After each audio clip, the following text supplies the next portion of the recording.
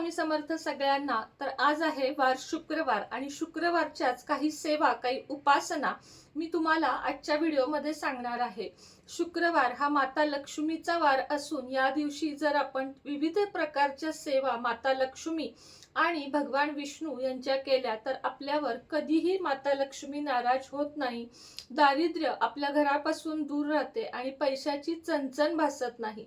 आणि आपल्याला आपण कितीही जरी नाही म्हटलो ना तरी पैशाशिवाय या दुनियेमध्ये काहीच होत नाही। सगळंच पाहिजे, म्हणजे आपल्याला नातीगोती पाहिजेत, माणसं पाहिजेत, आपल्याला मानसिक शांतता पाहिजे, आरोग्य पाहिजे आणि हे सगळं तेव्हाच बॅलन्स होतं जेव्हा आपल्याला पुरेसा पैसा मिळतो। आपण पैशाशिवाय कुठल्याच गोष्टी तसं म्हटलं तर करू शकत नाही, ना मुलांचं शिक्षण, ना उज्ज्वल भविष्य, ना आरोग्य किंवा ना घर, काहीच नाही। म्हणजे पैसा असेल तर बऱ्याच गोष्टी होतात, पैसा असून काही गोष्टी मिळत नाहीत विकत, त्या म्हणजे आपली आई असेल, आपले नातेवाईक असतील, हे आपल्याला पैशाने विकत मिळत नाही। त्यामुळे दोन्हीचा समतोल राखणं अत्यंत जास्त गरजेचं असतं। तर आजच्या व्हिडिओला सुरुवात करण्याआधी एक छान बातमी तुम्हाला देऊ इच्छिते। बऱ्याच जणांनी पाहिली पण आहे, पण ज्यांनी नाही अजून पाहिलं त्यांना सांगते की आपण तुमची सुनेत्रा हे चॅनेल नवीन काढलेलं आहे, अकाउंट नवीन ओपन केलं आहे। ते कशासाठी, तर आपल्या या चॅनेलवरचे व्हिडिओ सगळ्यांपर्यंत पोहोचत नाहीयेत आणि ते पोहोचावेत। विविध सेवा, म्हणजे इथला व्हिडिओ तिथं नसणारे याच्यापेक्षाही माहितीपूर्वक विविध व्हिडिओ तुम्हाला तिथं पाहायला मिळणार आहेत। त्यामुळे नाव पण सोपं आहे, युट्यूबला लगेच सर्च करा, डिस्क्रिप्शन बॉक्समध्ये लिंक देत आहे। तुमची सुनेत्रा, तुमच्या सर्वांचीच ताई आहे मी आणि तुमच्या सर्वांमुळेच आज मी इथपर्यंत आहे। त्यामुळे त्याही चॅनेलला सबस्क्राईब केलं नसेल तर करा, बेल आयकॉनचं बटन दाबा आणि ऑल वर क्लिक करा।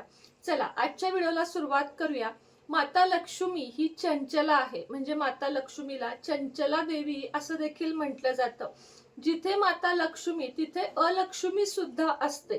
अलक्ष्मी ही माता लक्ष्मीची बहीण आहे। ऐकायला जरी नवल वाटलं तरी लक्ष्मी आणि अलक्ष्मी या बहिणी बहिणी आहेत। लक्ष्मी जिथे जाते तिथे अलक्ष्मी सुद्धा जाण्याचा प्रयत्न करते, पण अशा घरातून अलक्ष्मी काढता पाय घेते ज्या घरामध्ये आत्ता मी तुम्हाला सांगणार आहे त्या गोष्टी नियमितपणे पाळल्या जातात। सगळ्यात पहिलं म्हणजे घर स्वच्छ असणे खूप जास्त महत्वाचं आहे। घरामध्ये म्हणजे आपल्याकडे किती फॅन्सी वस्तू आहेत, किती लक्झरी लाईफ आपण जगतोय हे बिलकुलही महत्वाचं नाहीये, पण आपलं छोटंसं घर एक खोलीचं असू दे, 2 रूमचं असू दे, नाहीतर 3 BHK 4 BHK फ्लॅट असू दे किंवा बंगलो असू दे, तो किती स्वच्छ आहे, त्यामध्ये किती स्वच्छता आहे हे सर्वप्रथम माता लक्ष्मी बघते आणि सुरुवात होते ती आपल्या मुख्य दरवाजापासून। मुख्य दरवाजा हा नेहमी स्वच्छ असावा, सुशोभित असावा। कायम आपण एक कवड्यांचे तोरण तिथे लावून ठेवावे। लाल रंगाचे कवड्याचे तोरण माता लक्ष्मीला खूप जास्त प्रिय आहे, त्यामुळे नेहमी आपल्या दरवाजाला कवड्यांचे तोरण लावावे। आपल्याकडे पाहिजे असेल तर मिळेल, तुम्हाला नंबर देते। तर कवड्यांचं तोरण सगळ्यात आधी पाहिजे, त्यानंतर दरवाजावर त्रिशूळ, स्वस्तिक अशा पद्धतीचं आणि ओम असं एक पूर्ण हे मिळतं बघा पितळेचं, ते दरवाजावर कायम असावं। दरवाजावर शुभ आणि लाभ हे कायम हळदीने, कुंकवाने असं लिहिलेलं असावं। दरवाजा स्वच्छ असावा, कड्या वगैरे गंजलेल्या नसाव्यात। दरवाजामध्ये दररोज दिवा उदबत्ती लावावी। भले तुम्ही रांगोळी नका काढू, आता माझ्या पण फ्लॅट सिस्टीम मध्ये कितीही इच्छा असेल तरी मी रांगोळी काढू शकत नाही, कारण एवढाच आपल्याला पॅसेज मिळतो आणि त्यामध्ये मग मुलांचे पाय पडणं किंवा आमच्या घरात बेला आहे तिचा पाय पडण्यामुळं उमऱ्यावर एक वेळ ठीक आहे, पण बाकी मी रांगोळी तेवढा स्पेसच नाहीये। काही हरकत नाही, उमऱ्याची पूजा करा आणि पूजा जरी नाही ना केली तरी स्वच्छ ठेवा। दरवाजामध्ये एखादं हिरवं छानसं झाड लावा आणि दरवाजा नेहमी सुशोभित ठेवा। पाय पुसणं असू दे दरवाजात स्वच्छ, आणि त्याच्या खाली तुरटी अवश्य ठेवायची। 100 ग्रॅम तुरटी आणायची आणि ती मिक्सरमध्ये बारीक करून काळ्या पोटलीत म्हणजे काळ्या कपड्यात बांधायची आणि ती पायपुसण्याखाली ठेवायची आणि प्रत्येक 8 दिवसाला ती बदलायची। दरवाजामध्ये जरी आपण चप्पल ठेवल्या, कारण नाईलाज असतो बघा, कधी कधी खूप छोटं घर असतं आणि मग आपण म्हणतो की चप्पल कुठं ठेवणार, पण त्या नीट नेटक्या ठेवलेल्या असाव्यात। एक स्टँड, कपाट त्याला नेहमी असावे। चप्पल कधी उलट्या पडलेल्या नसाव्यात। विनाकारण 100 बुटाचे चप्पलांचे जोड कधीही नसावेत, तर अगदी एक एक 2-2च चप्पल प्रत्येकी आणि त्या पण नीट लावलेल्या असाव्यात। दरवाजाच्या आपल्या डाव्या हाताला चप्पल बूट असावेत आणि आपल्या उजव्या बाजूला तुम्हाला मग जे काही सुशोभित रांगोळी वगैरे काढायची आहे ते आपण काढू शकतो. आता हे झालं दरवाजाचं. त्यानंतर घरामध्ये कुठेही जाळ्या जळमट असू नयेत. माता लक्ष्मी तिथून काढता पाय घेते आणि अलक्ष्मी प्रवेश करते, जिथे राहूचा वास असतो. म्हणजे एखादा कोपरा बघा, एखाद्या घराचा इतका गच्च भरलेला असतो, तो कधीच निघत नाही.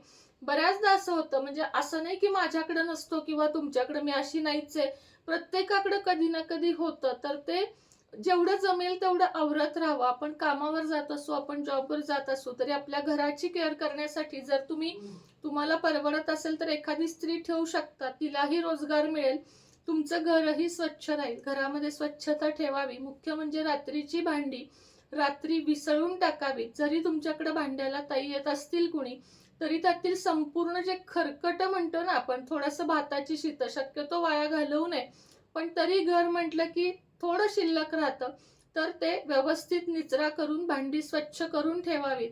त्याच पद्धतीनं रात्री झोपताना आपला पोळीचा डबा, भाताचा डबा जे काही असेल त्यामध्ये एवढा तरी कोर नेहमी पोळी भाकरीचा तुकडा शिल्लक ठेवावा, कारण रात्रीची अन्नपूर्णा माता येते आणि घर भरलेलं आहे का हे नक्की बघते. ही 2 नंबरची गोष्ट लक्षात ठेवायची आहे. रात्री आपण जेव्हा कट्टा पुसतो त्याच्यावर एक छोटा तांब्या, बादली छोटी स्टीलची असा गच्च भरून ठेवायचा आणि आपण तो सकाळी उंबऱ्यावर किंवा आपल्या घरातल्या तुळस सोडून कोणत्याही झाडाला घालायचा. यामुळे पितृ तृप्त राहतात, पितृ शांतता मिळते आणि माता लक्ष्मीचा वास राहतो. रात्री झोपताना चांदीच्या निरांजनामध्ये 2 कापूर आणि 2 लवंगा प्रज्वलित करून किचनवर ठेवाव्यात. त्या विजेपर्यंत तिथंच थांबावं, कारण गॅस वगैरे असतो, आणि मग तो कापूर तिथं रोजच्या रोज जाळावा. हे तुम्ही करून बघा. संध्याकाळच्या वेळेमध्ये शक्यतो सगळ्या स्त्रिया करतात. दिवा, उदबत्ती, तुपाचा दिवा हे सगळं संध्याकाळच्या वेळेला करायचं आहे. शुभं करोती म्हणायची आहे. मुख्य म्हणजे श्री गुरुचरित्रातला 18वा अध्याय. तर या छोट्या छोट्या ज्या गोष्टी आहेत त्या जर आपण सांभाळून केल्या, म्हणजे या सगळ्या गोष्टी पाळल्या, तर घरामध्ये निश्चितच लक्ष्मी येत नाही आणि लक्ष्मी वास करते. श्री गुरुचरित्रातील 18वा अध्याय. संध्याकाळी दिवा उदबत्ती केल्यावर सलग 6 महिने, म्हणजे मधले दिवस सोडून रोज जर तुम्ही पठण केलात तर तुम्हाला आर्थिक स्थिरता, नोकरी, व्यवसाय यामध्ये प्रगती होताना जाणवेल. दुसरी गोष्ट म्हणजे घरातील स्त्री, कुलस्त्री जी असते, पत्नी, मुलगी, बहीण, या तिन्ही स्त्रियांना नेहमी खुश आणि हसतमुख ठेवायचं.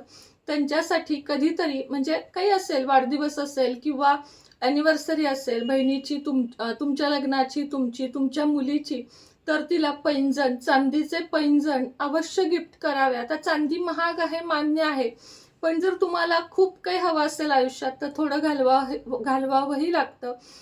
दर शुक्रवारी माता लक्ष्मीला मोगऱ्याचा गजरा नक्की घालावा. आपल्याला जमलं आपणही घालावा. यामुळे आपला शुक्र स्ट्रॉंग होऊन आयुष्यामध्ये खूप जास्त प्रगती आणि मदत होण्यास आपल्याला उपयोग होतो. त्यामुळे शुक्रवारी गुलाबाचा फूल, मोगऱ्याचा गजरा, त्याच पद्धतीने मोगऱ्याचं अत्तर, गुलाबाचं अत्तर हे माता लक्ष्मीला लावावं. भगवान विष्णूंची सुद्धा सेवा करणं खूप गरजेचं आहे. जर तुम्हाला माता लक्ष्मी घरामध्ये पाहिजे असेल तर विष्णू सहस्त्रनाम आणि व्यंकटेश स्तोत्र याचे पठण करावे. ओम नमो भगवते वासुदेवाय नमः या सोप्या मंत्राचा दररोज 108 वेळा जप आवर्जून करावा. या सगळ्या गोष्टी हसत खेळत घरामध्ये राहावं. जोरात बोलू नये, रागात बोलू नये, पती पत्नीने एकमेकाशी विनाकारण निंदा नालस्ती करून वागू नये, बोलू नये, भांडू नये, म्हणजे आपल्या मुलांवरही त्याचे परिणाम होणार नाहीत. आणि घरामध्ये जिथं स्त्री खुश असते, आपल्या पत्नीला जास्तीत जास्त आनंदी ठेवण्याचा प्रयत्न करा. ज्या घरातील स्त्री खुश, ते घर कायम कायम बहरलेलंच तुम्हाला बघायला मिळेल. त्या घरात कधीच तुम्हाला दुःख जाणवणार नाही. आणि घरातल्या स्त्रीला तुम्ही जितकं रडवलेलं असेल तेवढं तुमच्या मागं काही ना काही लागेल.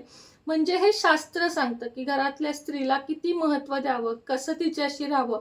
सगळ्यांनीच एकमेकाशी खेळीमेळीनं राहावं. घरातल्या मोठ्यांना मान सन्मान द्यावा आणि घरात येईल त्या सवाष्णीला कधीही रिक्त हस्ते पाठवू नये, कुणाचीही निंदा नलस्ती करू नये, कोणाबद्दल वाईट बोलू नये, चाडी करू नये, शेजार धर्म पाळावा, पाहुणचार करावा. हे सगळं आपल्या शास्त्रामध्ये सांगितलेलं आहे. अवश्य हे करा आणि मग मला सांगा की तुमच्या घरात ह्याच्यामुळे काय फरक पडला. दुसरी गोष्ट म्हणजे माता विष्णू आणि लक्ष्मी यांची एकत्रित मूर्ती नक्की घरामध्ये ठेवा. तुम्हाला पाहिजे असेल तर आपल्याकडे अभिमंत्रित करून मी देत असते. माता लक्ष्मीची कमळातील मूर्ती, फोटो नाही, या दोन्हीची मूर्ती घरामध्ये अवश्य असावी. त्याचा परिणाम अतिशय उत्तम होतो. आणि लक्ष्मी कुंचन सेवा ही सुद्धा आपल्याकडे आहे. तुम्हाला हवी असेल तर ती तुम्ही लगेचच ऑर्डर करू शकता. महालक्ष्मी अघोर सिद्धी साधनेचा मंत्र, जो तुमच्या प्रत्येक गोष्टीवर उपयोगी पडतो, असा मंत्र तुम्हाला हवा असेल तरी सुद्धा, आता तो पेड आहे तरी सुद्धा तुम्ही खरेदीलेल्या नंबरवर संपर्क साधावा. आणि हो, तुमची सुनेत्रा या चॅनलला सबस्क्राईब करा. केलं असेल तर ताई केलं म्हणून सांगा, मी लिंक देत आहे. श्री स्वामी समर्थ.